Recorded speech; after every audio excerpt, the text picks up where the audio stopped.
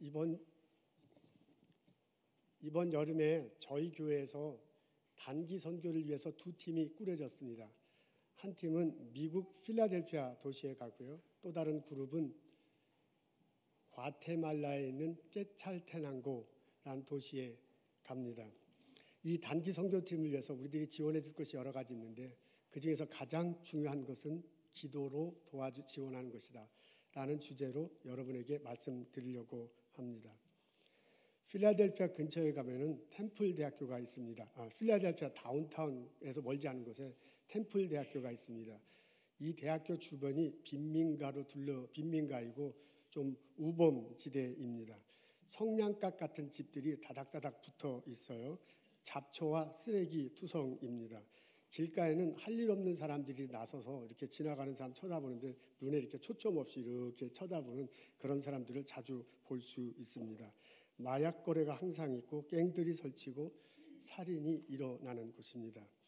이곳에 이태후 목사님이라면 지금 앞에 보실 텐데 이분이 거기서 살면서 사역을 하고 있습니다. 서울대학교를 나왔고 템플대학교에서 공부했어요. 이분이 하는 사역 중에 어린이들을 위해서 썸머 캠프를 합니다. 우리식으로 하면 여름 성경학교 같은 거 하고 어린이들과 액티비티를 합쳐서 하는 그런 모양새입니다. 이분이 사는 집 앞에 길이 있는데 그 길 이름이 우버예요. 우버 스트리트. 그래서 그 사역을 우버 스트리트 캠프다 이제 이렇게 하고 있습니다. 그 위에서요 길 바닥에서 한쪽과 한쪽을 맞고 그냥 길 바닥에서 여름 성경학교하고 다른 액티비티를 한다 생각하면 딱 맞습니다. 예배를 드리고요 성경 공부도 하고 크레용 같은 거 이렇게 하기도 하고요. 그다음에 댄스하고 태권도 배웁니다.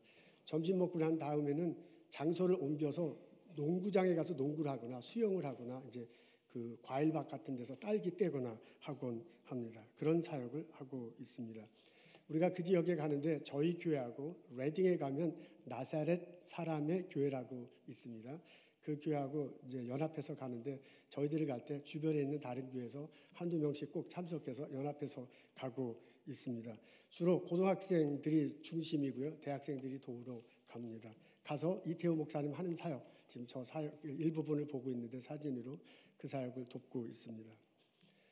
과테말라는 중미에 있는 나라입니다. 비행기 타고 가야 되는데요. 비행기 타고 내리는 도시 이름이 과테말라 시티예요. 거기서 4시간 동안 북서쪽으로 산길로 꼬불꼬불 올라가면 깨찰테낭고라는 도시에 도착합니다. 과테말라에는 마야 인디언들이 많이 살고 있습니다. 그 중에서도 키체 부족이 그 깨찰테낭고에 주로 사는데요. 그 깨찰테낭고 CD 안에는 한 70~80%가 그 키체 부족이라고 그러고요.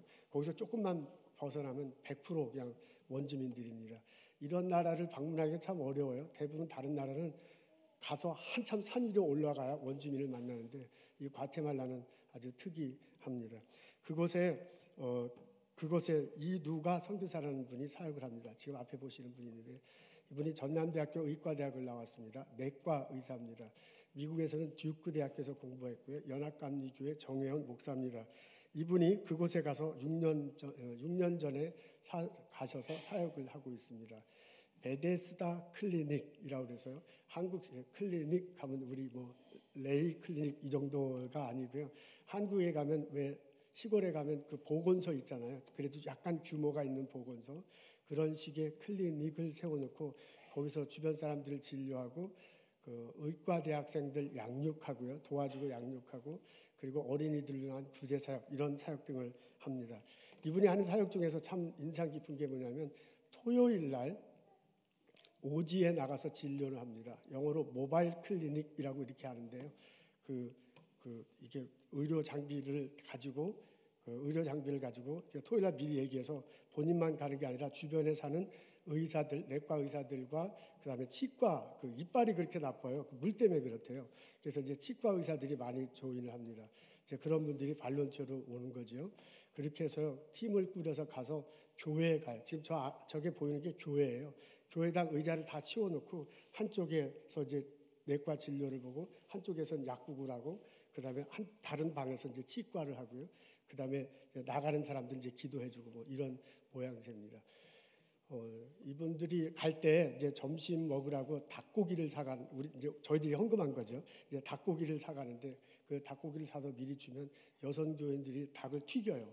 튀겨서 그 맛있더라고요. 튀겨가지고 콩인지 팥인지 콩팥 비슷한 건데 그거랑 또한 감자 비슷한 게 있어요. 그 세 개를 이렇게 하는데 그게 맛있더라고요. 그리고 이분들은 많이 못 먹어본대요. 그 1년에 몇 번 먹어본대요. 여러분 우리들이 헌금한 거죠. 헌금한 거죠. 가서 그 대접하면 너무너무 행복해합니다. 지금 저게 줄 서서 지금 밥을 타 먹는 그런 장면입니다. 하루에 한 250명 가량 오면 그게 이제 평균 오는 거고요. 많이 오면 이제 400~500명 정도 옵니다. 이때 한쪽에서는 진료를 하고 아이들이 많이 와요. 그 오는 아이들을 위해서 그 게임을 하고요. 그다음에 사탕 주고 그다음에 그 회충약이라나 기생충약 그걸 이제 먹게 하고 그러는 건데 그 게임이 아주 간단해서 우리 동네 아이들은 그런 게임을 하면 안 참석하려고 하는데 저기 애들은 얼마나 좋아하는지 몰라요. 그래서 하루 종일 게임하곤 합니다. 그렇게 하루를 보내는 걸 모바일 클리닉이라고 합니다. 이렇게 하루에 한 250명, 많이 오면 한 400~500명 정도 왔다는데 그게 아주 너무너무 감동적입니다. 이 사역을 하는데 이제 저희 저희 교회에서 가서 이제 도와줍니다. 이거는 주로 대학생 청년들이 가고요. 고등학생 중에서 따라가려면 따라갈 수 있습니다. 이것도 이제 연합해서 갑니다. 물론 이제 저희 교회가 주축이 되지만 나사렛 사람의 교회에서 항상 저희가 같이 하고요. 그다음에 주변에 이제 선교팀을 보내기 힘든 교회에서 이렇게 같이 옵니다. 그래서 평균 한 15명쯤 이렇게 가고 4~5교회에서 함께 갑니다. 이 단기 선교팀이 올해도 갈 건데요. 이렇게 필라델피아하고 그다음에 깨찰토난거에 가는데 그 단기 선교팀을 위해서 우리가 가장 중요하게 해야 할 것이 기도하는 것이다 라는 내용으로 여러분에게 말씀드리고 싶습니다. 오늘 저희들은 마태복음 28장에 읽는 말씀을 읽고 있습니다. 많이 알고 있고 대부분의 사람들이 또 외우고 있는 본문입니다. 앞에 있는데 한번 다 같이 읽어보면 어떻겠습니까? 시작. 하늘과 땅의 모든 권세를 내게 주셨으니 그러므로 너희는 가서 모든 족속으로 제자를 삼아 아버지와 아들과 성령의 이름으로 세례를 주고 내가 너희에게 분부한 모든 것을 가르쳐 지키게 하라.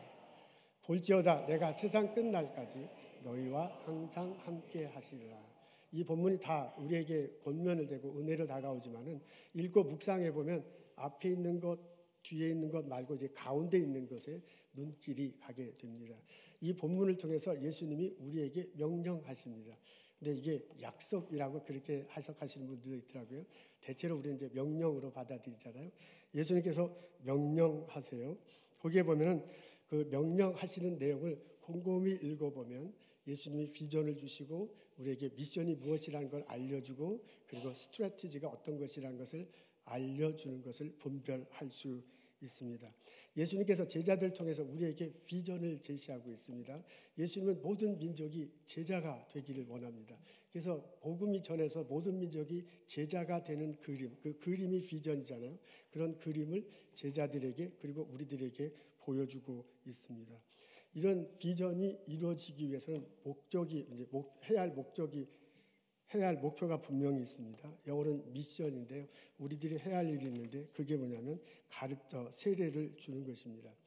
이렇게 세례를 주게 하기 위해서 할 방법, 스트래티지가 있는데 그것이 가르쳐 지키게 하는 것입니다. 가르쳐서 지키게 하라.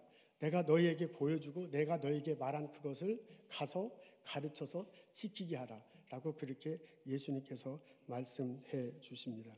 가르쳐주면 예수님한테 내가 배운 것, 예수님이 어떻게 했는가 본 것, 그것을 내가 가서 만난 사람에게 가르쳐주면 그 사람들이 들을 거고 그 사람들이 배울 것이고 그 사람들이 따라할 것입니다. 예수라는 사람이 있었다. 갈릴리에서 태어나셨고 이 땅에 오셨다. 예수님께서 자기에게 말씀해 주신 것을 그 사람들에게 전할 수 있습니다. 그분이 십자가 다시고 부활하셨다. 자기가 본 것을 알려줄 수 있습니다. 그것을 마음으로 믿고 입으로 시인할 때 구원받는다라는 것을 내가 깨달은 그것을 그 사람들에게 알려줄 수 있습니다. 그렇게 사는 것이 얼마나 감격스러운 것인가, 그렇게 사는 것이 얼마나 희망찬 것인가를 내가 그분들에게 가르쳐주면 그 사람이 듣게 될 것이나요. 그렇게 가르쳐주면 그것을 듣고 그것을 받아들이고 그대로 지키며 살 수 있게 될 것입니다. 이렇게 듣고 마음속에 새겨지면 그 들은 그 사람들도 믿음이 생기는 거죠. 같은 믿음이 생긴 사람들은 세례를 받게 마련입니다. 여러분, 우리 세례는 세 가지 의미가 있습니다. 하나는 내가 마음속으로 십자가 다시고 부활하신 예수님을 믿습니다 라는 그런 고백이 다 있고요. 또 하나는 성경 말씀대로 내가 살겠습니다, 가르침대로, 그것을 표현하는 거고요. 또 하나는 예수 믿는 공동체원들과 함께 신앙생활하겠습니다 라고 마음속에 결심한 것을 겉으로 드러내는 행위, 그게 바로 세례입니다. 그러니까 예수를 가르쳐 지킴을 받아서 믿게 되면, 가르쳐 지키는 방법을 통해서 내가 믿게 되면 믿은 그 사람은 세례를 받을 것입니다. 그리고 세례 받고 난 다음에 예수님 말씀대로 살아가다 보면 그 모습대로 살다 보면 그 사람은 곧 다른 사람이 보기에도, 본인이 보기에도 제자로서의 삶을 살아가게 될 것입니다. 예수님은 이 세상 모든 사람들이 제자가 되는 그런 그림을 그리고 계셨습니다. 그런 비전을 가지고 계셨습니다. 그런 비전을 위해서 방법을 가르쳐 주는데 세례받게 해야 된다. 그 미션이 있는데 세례를 받도록 해야 된다. 믿고 세례를 받아야 되는 거잖아요.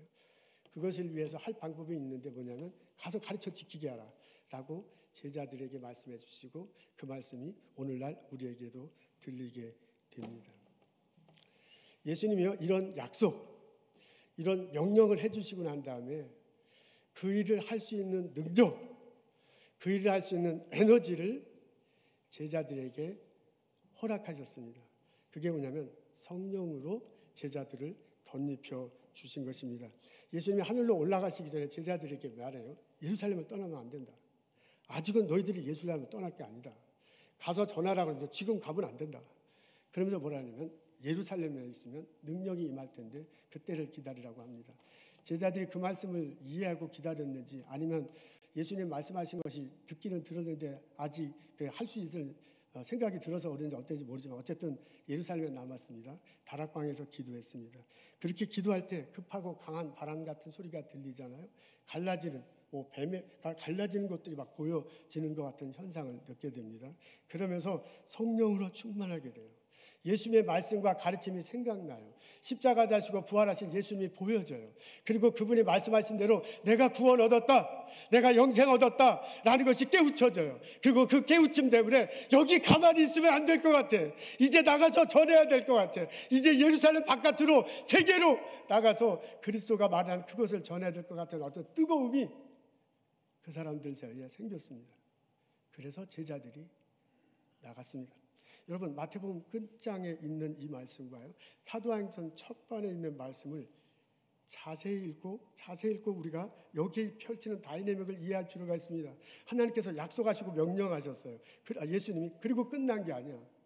예수님이요, 그 약속과 명령을 수행할 수 있도록 능력을 입혀주셨어요. 에너지를 주셨어요. 근데 이 약속하고 명령하고 능력을 주신 것 사이에 어떤 일이 벌어졌는가, 그게 중요하다 그거예요. 그 사이에 예수님이 떠나지 말라라고 얘기하고요, 제자들이 기도한 것을 알 수 있습니다. 그 사람들이 나가기 전에 집안에서 기도했어요. 그 사람들이 전하기 전에 먼저 성령의 힘으로 덧입혀졌습니다. 나가서 쏟아붓기 전에 안으로 채워지는 그런 역사가 있었습니다. 근데 그것이 어떻게 해서 이러냐면 기도하는 것이었습니다. 이번에 듣고서 제가 좀 놀랐는데요, 복음서에 보면 제자들이 실제로 기도하는 장면이 안 나온대요. 그러고 보니까 정말 그래요. 기도하는 내용이 나오긴 나오는데 기도하다가 잠자랐다, 이런 내용이 나옵니다. 그리고 실제로 제자들이 열심히 기도한 거는 사도행전에서다. 그러니까 그 말을 들으니까 진짜 그래요. 이렇게 막 무심코 읽다가 보니까. 그러니까 제자들이 명령, 약속을 받고요, 능력에 덧입혀서 이제 나간 건데 그 사이에 벌어진 일이 뭐냐면 기도하는 것입니다. 그렇다 보면 우리들도 해야 할 일이 바로 그런 것이 아닌가라고 깨달음을 얻을 수 있습니다. 여기 오토바이가 있어요. 그 오토바이 타고 가기 전에 부릉부릉 하잖아요. 그 다음에 쫙 이렇게 나가는 거예요. 마태복음 28장에 그 명령, 약속하신 말씀이 오토바이를 한 대 딱 주시고 가라, 이렇게 하면 오토바이만 주신 게 아니야. 오토바이에 가스가 있어야 가지. 그냥 가만히 있으면 그 부릉부릉 하다 가스가 없으면 안 들어가요. 그다음에 가스를 집어넣는 게 성령으로 덧입혀준 것과 똑같아요. 오토바이 탈 때 부릉부릉 하고 폼 잡잖아요. 그러니까 이 성령을 던져주고 난 다음에 부릉부릉하고 떠나는 것과 똑같습니다. 떠나기 전에 하나님께서 예수님을 통해서 성령을 통해서 우리들에게 성령을 부어주십니다. 이것이 성경에 적혀져 있는 거라면, 이것이 제자들이 누린 첫 번째 경험이고 그 에너지에 힘입어서 선교를 나갔다면 우리들 또한 그렇게 해야 할 것입니다. 이번 여름에 단기 선교팀이 2팀이 갑니다. 그 사람들을 위해서 해야 할 가장 중요한 것은 그 선교팀을 위해서 기도하는 것입니다. 이번에 일주일 동안 선교 훈련을 받았습니다. 세게 고생하면서 이렇게 받았습니다. 많은 도전을 받고 많은 것을 깨달을 수 있었는데요. 그 중에 하나가 뭐냐면, 이게 들고 나가기 전에 기도해야 되는구나. 누군가 나가서 열심히 할 때, 피 흘리며 할 때 누군가는 땀 흘려서 안에서 기도해야 되는구나 라는 것을 그 전에 알고 있었지만 다시 한번 되새기고 결심하는 그런 시간을 갖게 되었습니다. 이번 그 훈련할 때 에드윈 오 교수라는 그분이 이제 강연하는 것을 동영상으로 봤습니다. 이분이 옥스퍼드에서 공부를 했고요. 풀러 신학교에서 제가 보니까 교회사를 가르쳤던 분인 것 같아요. 이분이 기도에 관한 역사적인 내용을 하는 내용을 볼 수 있었습니다. 1976년도 10월 달에 달라스에서 내셔널 프레이어 컨그레스 전체 기도 모임 있는데 거기서 이제 강연한 내용입니다. 이분의 주장에 의하자면 역사를 뒤돌아볼 때 그 큰 부흥 운동이 있거나 혹은 엄청난 선교의 열매가 맺히기 전에 그 전에 열심히 기도하는 사람이 있었다라는 게 이분의 요점이에요. 그러면서 지난 역사를 뒤돌아보면서 그 사례들을 쭉 발표하는 게 그 비디오 그 동영상의 전체 내용입니다.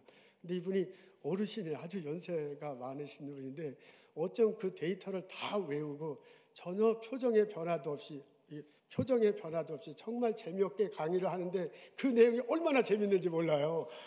그래서 그 동영상을 일부분을 여러분에게 보여주고 싶은데 카피라이트 때문에 안 된답니다.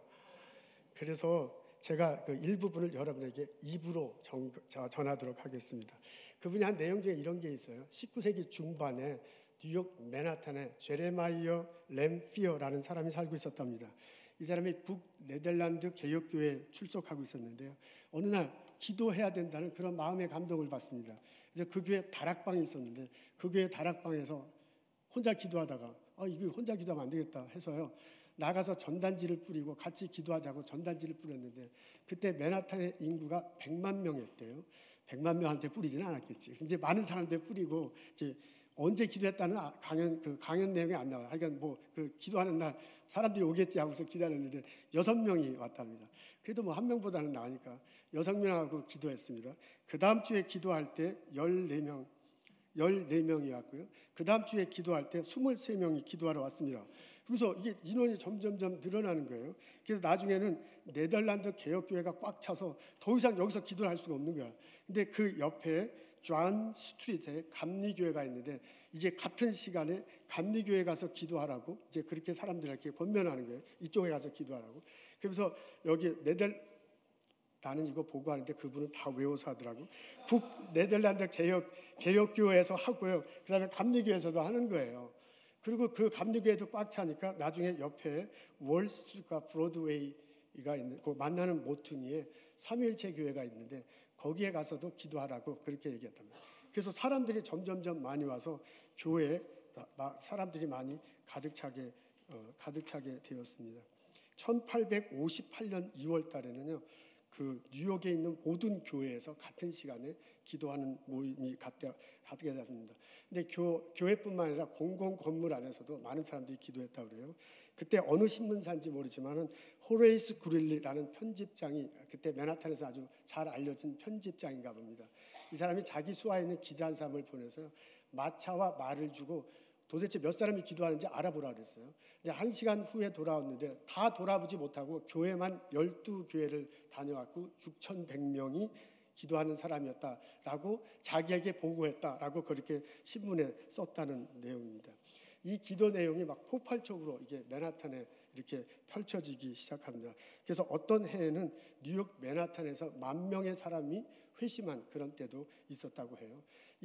거기서 이제 막 기도하던 사람이 보스턴에까지 와가지고 이 보스턴에서도 교회에서 기도하기 시작합니다.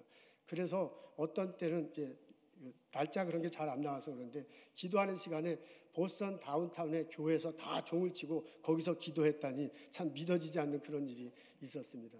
보스턴 다운타운에서 막 기도하면서 그것이 뉴잉글랜드에 펴져지고 제2각성 운동을 하게 됐다. 그때 이 뉴잉글랜드 지방에 엄청나게 특히 대학생들 전문 사람들이 기도하고 복음에 결심하고 하는 열매가 있었는데 역사적으로 다 나와요. 그런 운동이 시작됐다고 그런 운동으로 이렇게 발전했습니다. 보스턴 교회에서 기도할 때 한 청년이 너무 은혜를 받고 시카고로 이사를 갔는데 시카고에 가서 그냥 어떻게 가만히 있을 수가 없어서 교회 방문해서 내가 그 주일학교 교사를 하겠다 하고 교회 교장 선생님한테 얘기했어요. 그랬더니 교장 선생님이 뭐라 그러냐면 우리 주일학교 선생님이 너무 많아서 당신 선생할 수가 없다. 그러면서 웨이팅 리스트에 이름을 올려놓겠다고 해요. 근데 그 청년이 막 너무 마음이 끌어가지고 지금 웨이팅 리스트에 있으면 안 되고 내가 지금 주일학교 어린이를 가르쳐야 되는데 이거 어떻게 하면 좋겠습니까? 그러니까 교장 선생님이 길거리에 나가서 애들을 전도해가지고 그 애들을 한 가서 반을 모아서 가르치라고 그래요.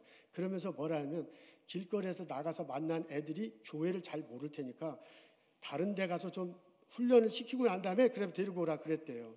그래서 이 청년이 그 말을 듣고 당장 나가서 길거리에 가서 전도를 해가지고 그 전도한 애들을 미시건 호수 해변가에 가서 성경이 무엇이고 성경 퀴즈하고 먹을 거 주고 하면서 애들을 달달달달 이렇게 막 구슬려서 한 달 동안 훈련시켰습니다.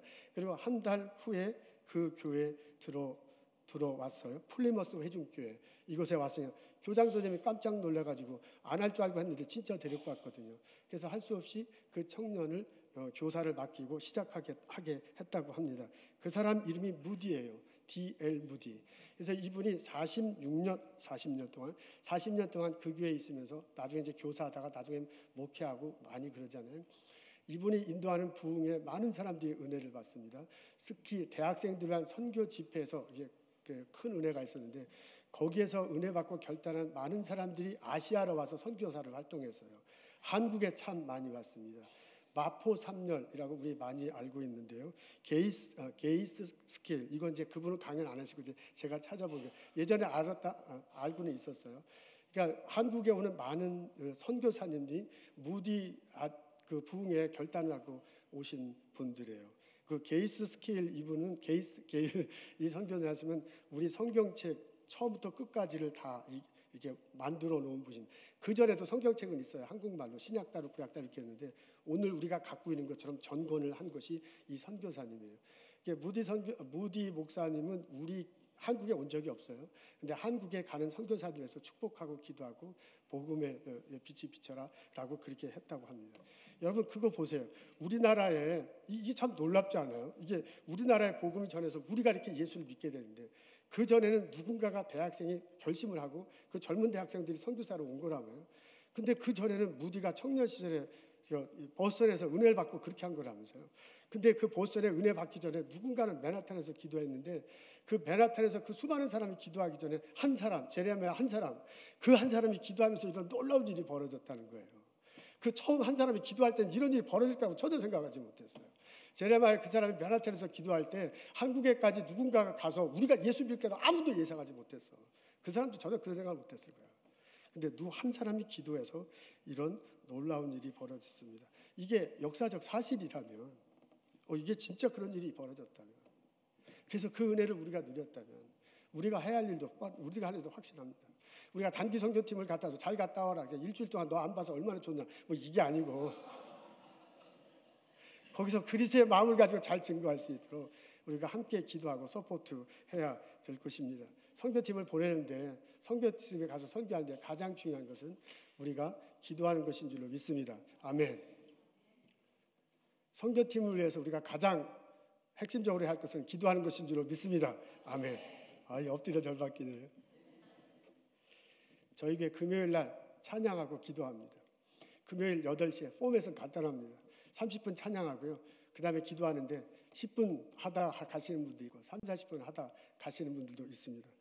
그 모임에 와서 다 같이 기도했으면 좋겠습니다. 특히 이번에 고등학생들, 대학생들, 청년들 그 선교에 가시는 부모님들은 다 같이 반드시 참석해서 함께 기도했으면 좋겠습니다. 제가 이게 보스턴에서는 이렇게 유치하게 이런 거 하면 안 된다고 여태까지 안 했는데 좀 유치하지만 가끔 이런 방법도 통하는 것 같아요. 자녀들이 이번 선교회 가시는 분 손 들어보세요. 아무도 없어. 그럴 리가 없어. 아들, 딸, 이쪽 섹션은 아무도 없어. 예, 전도사님, 이분들 반드시 참석하십시오. 아멘. 어이구, 보스턴에도 이런 유치한 방법이 통하는가 이번 금요일에 한번 보겠습니다. 한번 와서 그 아들을 위해서, 그 딸을 위해서 함께 기도했으면 참 좋겠습니다. 오늘 우리 열받아서 얼른 기도 전에 광고하신 전도사님이 찬양 폼 잡으면서 잘하시는데, 은혜스럽게 잘하는데 좀 더 많이 왔으면 좋겠는데 참 안 오세요. 근데 요새 새로 저희 교회 오신 분들이 금요 찬양 예배 오서 처음에 들을 때 눈이 동그래져. 왜 이렇게 조그만 나? 그런 표정이야. 그래서 내가 미안해. 이게 좀 더 많이 와서 우리 함께 기도했으면 참 좋겠습니다. 부산 해운대에 가면 온누리교회라고 있습니다. 감리교회예요. 제가 그 교회를 2번 방문했는데 그 교회 가서 제가 눈이 동그래졌어요. 아니 이런 교회가 다 있는가? 금요일 날 예배 참석했는데 꽉 찼어 사람들이. 근데 그 교회 본당이 1층과 2층으로 되어 있어요. 더 이제 크지만 예배당은 1층과 2층이야. 근데 1층에 전 5, 600석쯤 이렇게 되겠다. 확실히는 잘 모르는데 500석, 600석쯤 되겠는데 거기에 금요일 날 예배드리는데 거기에 꽉 차는 거예요. 아니 제가 한국을 자주 가진 않잖아요. 자주 가진 않지만 다른 교회 많이 방문해 보는데 다른 교회는 그렇지 않은데 이 교회는 왜 이렇게 이게 꽉 차는가 놀랐는데 그건 약과야. 어른들만 있는 게 아니라 청년들이 그렇게 많아요. 한국의 대학생들 청년들이 없다는데 이 교회는 도대체 어떻게? 그건 더 약과야. 중고등학교 초등학생들이 와요. 거짓말 같아요. 초등학생들이 이 맨 앞에 와서 기도하는데 참 기가 막혀. 이렇게 찬양하고 설교 말씀 듣고 기도할 때요. 기도를 해야 되는데 내가 놀라가지고 기도가 안 돼. 그래서 눈 뜨고 구경을 했어요. 진짜 기도하나.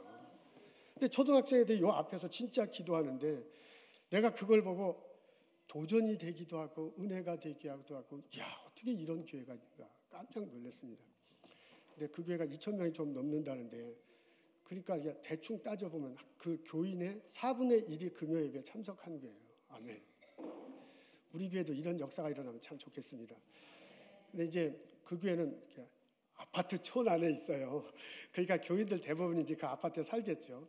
그러니까 마트에 가듯이 학교 가듯이 왔다 갔다 할 수 있는 거리야. 근데 우리는 이제 그렇지 않잖아요. 자동차를 타고 와야 돼.